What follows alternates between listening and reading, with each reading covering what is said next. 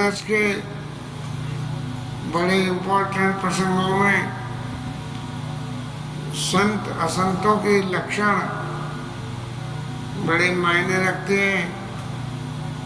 नारद बाबा भगवान से संतों के लक्षण पूछते हैं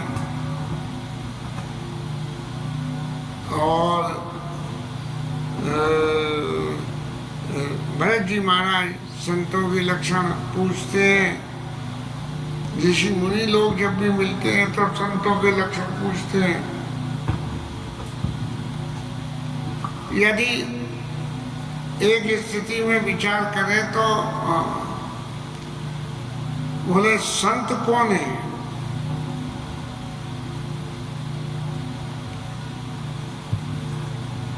बालकांड के शुरू में गोस्वामी जी ने एक ही बात लिखी है, संत सरल चित जगत हिता और जान सुभाव सने बाल विनय सुन कर कृपा राम चरण रति देव। संत का सबसे बड़ा लक्षण है कि संत के जीवन में सरलता होनी चाहिए। भगवान राम ने भी जब नारद जी ने पूछी थी तो शीतलता सरलता मैत्री दृढ़ प्रीत धर्म जन यत्री और ये सब लक्षण वसई जासुर जाने उतात संतत्व। लेकिन जीवन में सरल होना बड़ा मुश्किल काम है, बड़ा मुश्किल काम है जीवन में सरल होना। चित्त की कुटिलताएं जीवन को सरल नहीं होने देती हैं। अपनी बुद्धि की स्वार्थपरता चित्त को सरल नहीं होने देती है। और जो सरल यदि कोई हो भी जाए तो सामाजिक रूप से उसको बहुत तकलीफ उठानी पड़ती है। भरत जी महाराज राम जी से एक ही बात कह रहे हैं कि भाई संतों के लक्षण, संतन के महिमा। नारद जी ने जब पूछी तब क्या कही कि संतन के लक्षण, अरे बाप, संतन के लक्षण रघुवीरा कहु नाथ भंजन भवीरा। मतलब ये है कि यदि संतों के लक्षण आपको पता लग जाएंगे तो ये संसार की जो है भंजन भवीरा, संसार जनित जो विपत्ति है इसका नाश हो जाएगा। ऐसा नारद बाबा ने भगवान से कही। और भरत जी महाराज कह रहे हैं कि संतन के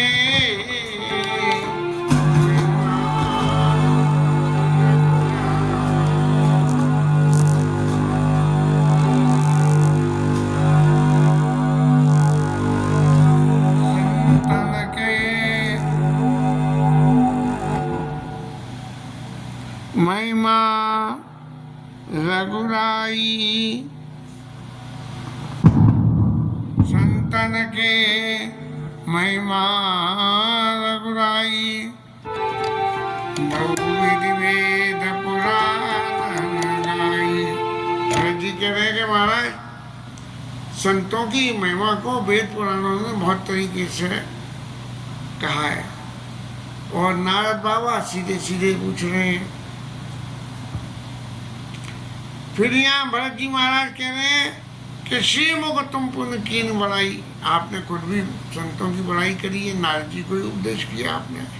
और तिन पर प्रभु प्रीति अधिकाई, उन पे आपको अत्यंत प्रीति, तिन पर प्रभु प्रीति अधिकाई, विशेष प्रीति है। और भगवान की जिसके ऊपर में प्रीति हो और वो व्यक्ति वो कोई तीसरा व्यक्ति उसके संग प्रीति करे तो भगवान के संग प्रीति आप ही जुड़ जाएगी।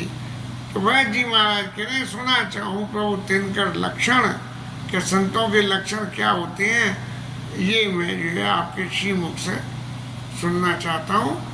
कृपा सिंधु गुण ज्ञान विचक्षण, गुण और ज्ञान इन दोनों को क्लासिफाइड कर दे। अब राम जी महाराज कह रहे हैं, हे भाई आप संतों के लक्षण सुनो।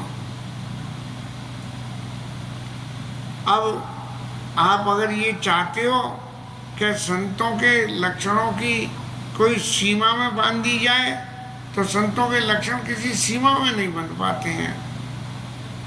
क्यों? कि संतन के लक्षण सुनो भ्राता, अगणित श्रुति पुराण विख्याता।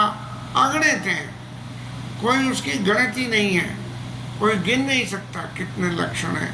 कि संत ये गुण हो तो संत है, ये गुण हो तो संत है। और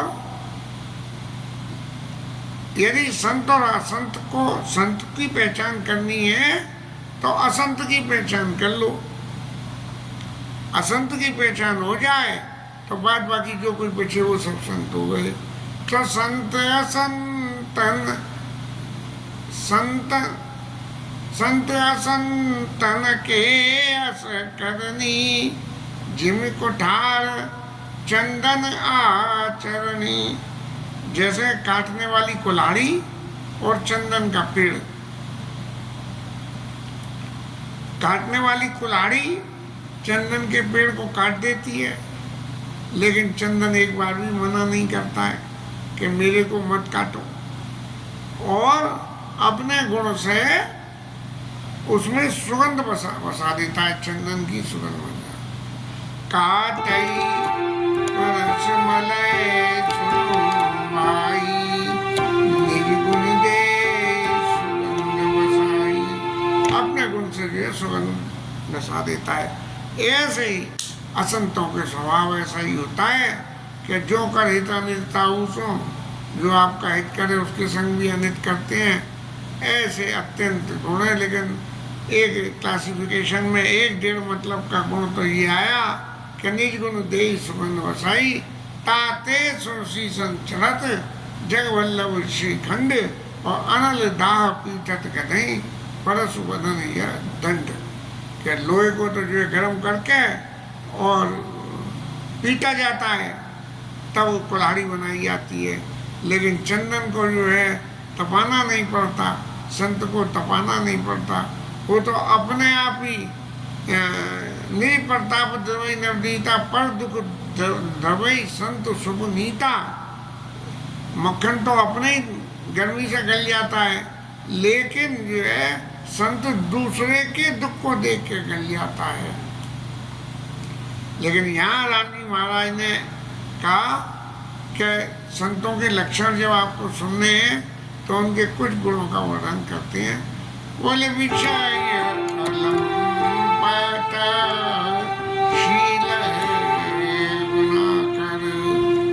विषयों में कोई लाभ लपेटना कोई कुछ नहीं होता, और उसमें शील होता है।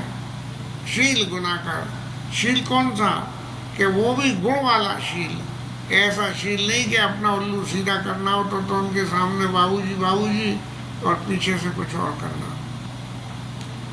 पर दुख दुख सुख सुख देखे पर, दूसरे का दुख देख के दुखी और दूसरे का सुख देख के सुखी हो।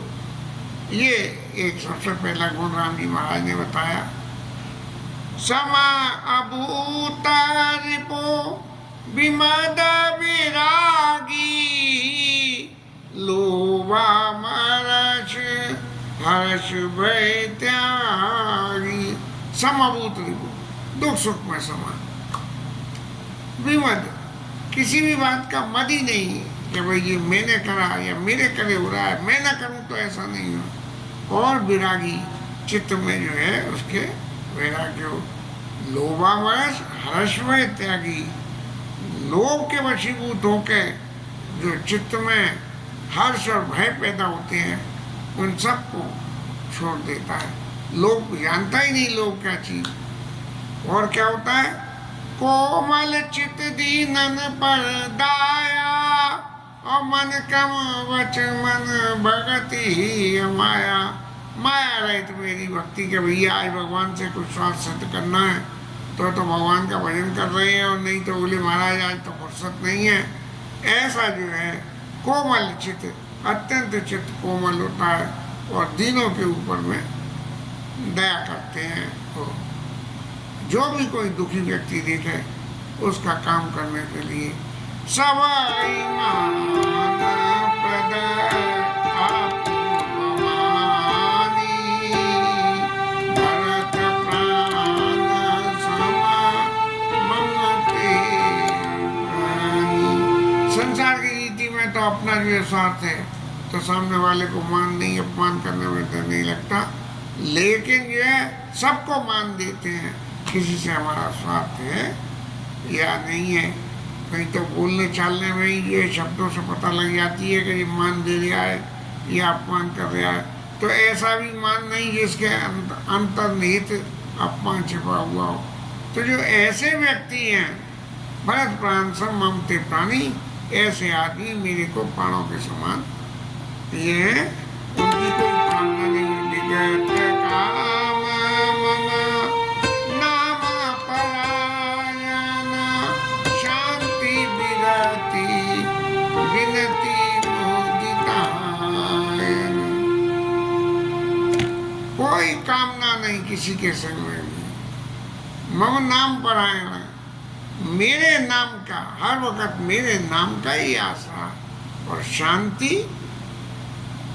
वैराग्य विरति और शांति विरति और विनती और विनती। जब किसी भाई साहब जरा मेरा ये काम कर दोगे क्या, भाई साहब आप जरा ऐसा कर सकोगे क्या, विनती मुदितायन, और बड़े हर वक्त प्रसन्न रहना, हर वक्त प्रसन्न रहना। ये नहीं कि संसार में मेरे को ये दुख है, ये तकलीफ है, ये हर वक्त अपनी तकलीफों का गान करना जैसे बहुतों की आदत होती है। शीतलता, जीवन में शीतल और सरल, सरलता मैत्री, जिसके संग बातचीत करें बैठे उससे मित्रता हो, और दूसरी पद्धति ऐसे ब्राह्मणों के चरणों में प्रीति, और धर्म में ऐसी कि दूसरा इधर से उधर न डोले। अब धर्म के मामले में कि आज तो इस धर्म को स्वीकार करें, कल उसको ए सबलचन बचाई जा सोरा, और जाने साथ संत संतत पुर। ये इतने गुण जिसके अंदर बसे कि विषय लंपट, शीलवान और गुनाकर, पर दुख दुख सुख सुख देखे पर। 4 समाभूत रिपु विमत वैरागी। 5 लोभा मरस रस त्यागी। 6 सवई मान प्रद आप अमानी, और भरत प्राण सम ममते प्राणी। 7 और विगत काम मम नाम परायण।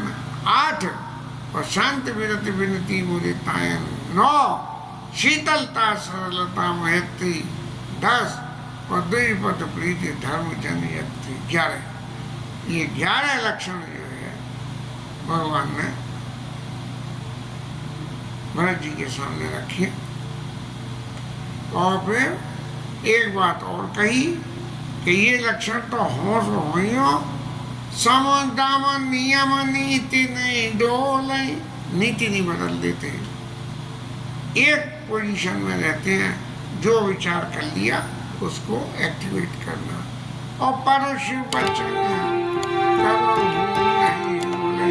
कड़वे वचन तो कभी नहीं बोलते। वो जैनमुनि थे महाराज, कौन से सागर जी महाराज, वो इतने मीठे वचनों को भी ऐसे सुनाते थे कि लोगों को ये कड़वे लगे और जीवन में उतार लें कि देखो महाराज कितनी कड़वी कड़वी बातें कह रहे हैं, इनको हमें जीवन में उतार ही लेनी चाहिए। जब इतनी थी और क्या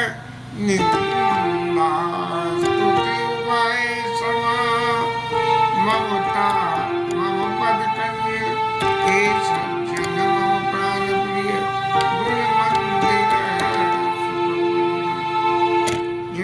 निंदा से कोई फर्क नहीं, स्तुति कोई करे तो कोई फर्क नहीं। ऐसे लोग जो है गुण का ही भंडार होते हैं। गुण मंदिर सुपुण्य सज्जन प्राण प्रिय। ऐसे लोग मेरे को प्राणों के समान प्यारे होते हैं। ये संतों के लक्षण भरत जी महाराज के सामने राम जी महाराज ने समझाए। अब हमें तो इनमें से एक भी लक्षण नहीं है तो हम व्याख्या क्या करेंगे इसकी। हाँ, लेकिन जब असंतों के स्वभाव की बात कहेंगे प्रभु, तब वो हम खोजेंगे तो पता लगेगा कि हमारे अंदर वो सारे असंतों के गुण मौजूद हैं। इसके साथ ही कथा विश्राम। तबीयत बदले में चल रही है। कल एकादशी थी, सहस्त्र नाम पाठ कर रहे थे तो सहस्त्र नाम पाठ करते ही करते सो गए। बड़ा कमाल हो गया कि ऐसी फिर जाके जो है माला लेके सो गए। तब जाके जैसे तैसे संध्या तक बैठी चार्ज हुई थी तो ऐसी डिस्चार्ज हो गई। आज भी हो गई थी। कथा करने न करने के ऊपर में बार बार संकोच हो रहा था कि कथा करें या माला ही करें, लेकिन कोई प्रभु की कृपा हुई जो ये हो गया कि चाहे 5 मिनट कथा करो लेकिन करो जरूर। इसके साथ ये कथा विश्राम।